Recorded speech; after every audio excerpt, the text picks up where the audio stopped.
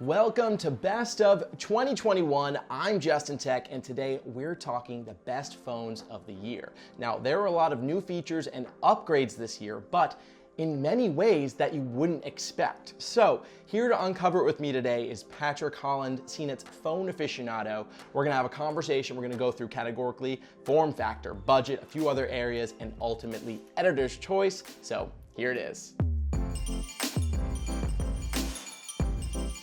All right, thanks for talking, Patrick. How's it going? Hey man, it's shaking, it's bacon. Can't wait to get some taken into some best phones, that is. So, when it comes to phones in 2021, what were the most standout features, would you say, this year? Well, I think this year has been the 5G year that everyone had hoped 2020 would be or 2019 would be.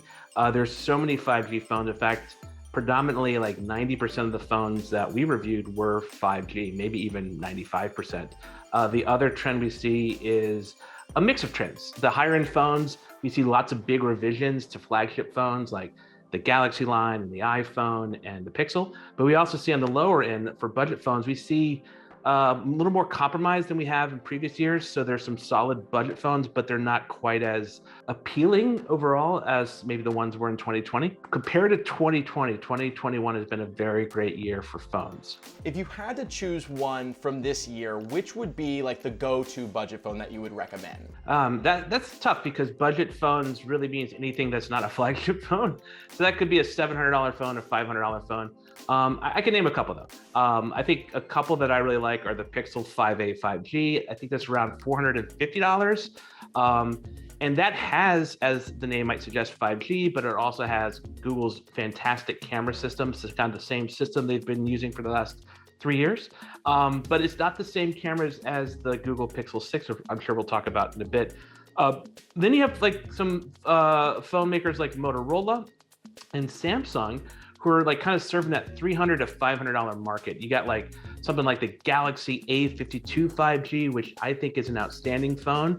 Obviously, if you're into cameras, I still think Google's the way to go. But overall, I think that is actually a fantastic phone for the money. You also have Motorola having the, this is a mouthful, the Motorola Moto G Stylus 5G. And so this is a 5G version of their even cheaper Motorola Moto G Stylus. So that's the other thing with budget phones.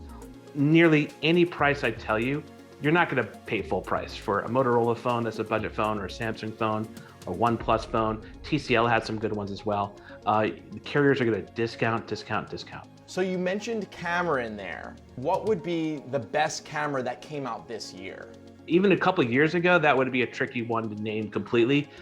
Cameras on phones have improved drastically, but here I'll help you out a little bit. So I think overall, camera for video and photo, not just photos, but video and photo, I still think the iPhone is a step ahead of the pack when you look at it all together.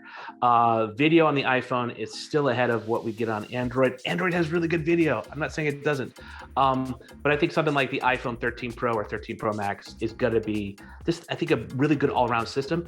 That said, the Galaxy S21 Ultra is one of my favorite phones in 2021. It has a more versatile camera system. You have a telephoto that can go up to, well, they say 100x space zoom. You're not gonna use it at 100x, but you might use it at 30x and still get pretty good shots. Whereas something like the iPhone's gonna top out around like 12x, and that optical, that's like 3x, I believe, off the top of my head. All that being said is I think that's a great camera system. The video is pretty good, but I still think the iPhone with stuff like ProRes video, especially if you're filming like we are, gives you a little more option for grading. Then there's this lovely little phone called the Pixel 6 that launched right toward the end of the year. I think it just takes outstanding photos.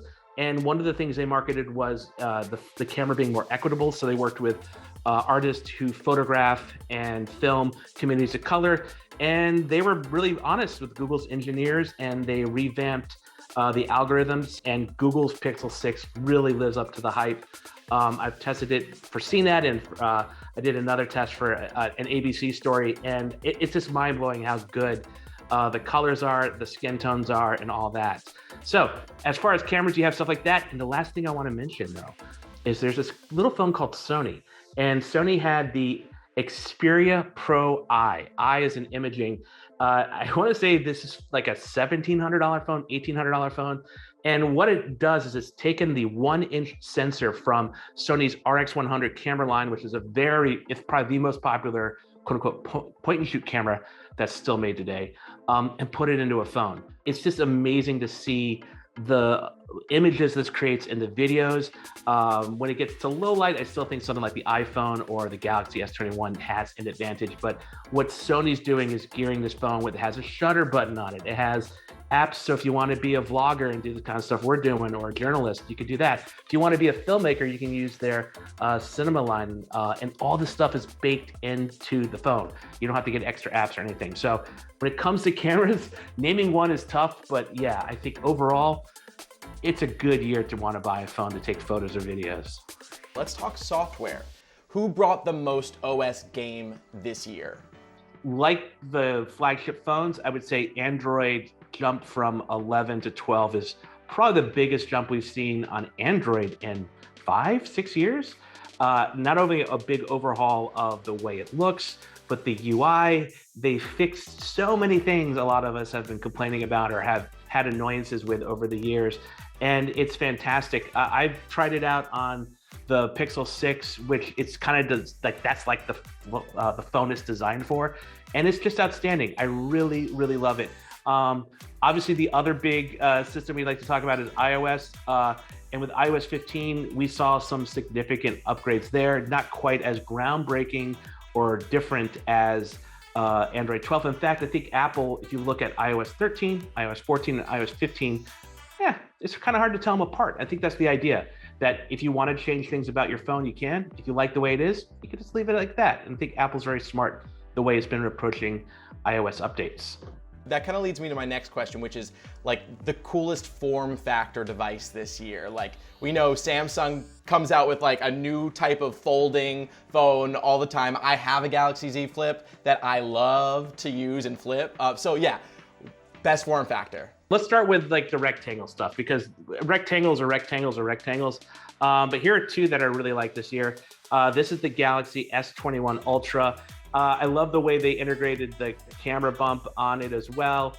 It's just a very beautiful phone. Then we have the Pixel 6 Pro, and its defining feature is going to be this camera bar. So some people might not like this. Some people think it looks like RoboCop, which could be a good thing too. I really like it because when you put it down, it doesn't wobble like all the other phones are going to wobble. And I think it's very striking the way they're doing like a two-tone design as well. But this is definitely the most premium thing I've seen from Google in a long time. But you alluded to foldable phones. And yeah, two of my favorite are made by Samsung.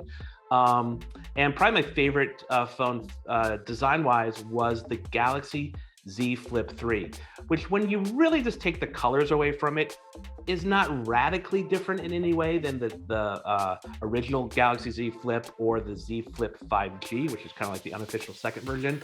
But I just love the way they had an alloy metal for the frame, which made the whole thing feel more like one piece. It's one of my favorite phones this year is the Galaxy Z Flip 3. The only knock I had against it was the battery life. If you're used to a regular phone, it's a step down, but if you can deal with that, you're gonna have a delightful time with that phone. Okay, taking all of this in, we got form factor, we got software, we got cameras. What is the editor's choice phone this year? Okay, so with editor's choice, we give it editor's choice to phones that we think are outstanding. And it doesn't mean they have the highest rated review. It doesn't mean it's like, you know, unanimously, we have like a little private meeting and put like mask on and vote in silence or anything.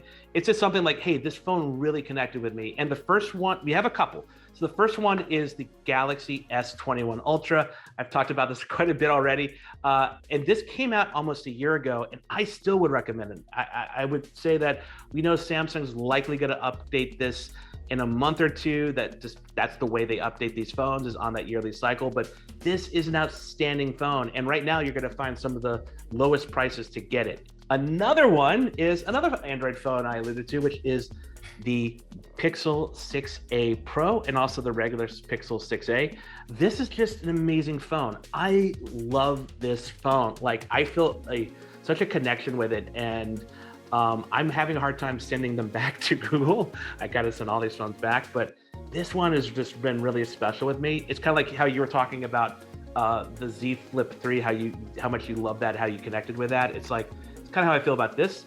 And then, of course, no surprise, the iPhone 13 series. I think a lot of people, when it came out, were like, what's different? It doesn't look crazy different. Looks about the same as the 12. And that goes back to, I think, Apple's biggest sell is consistency.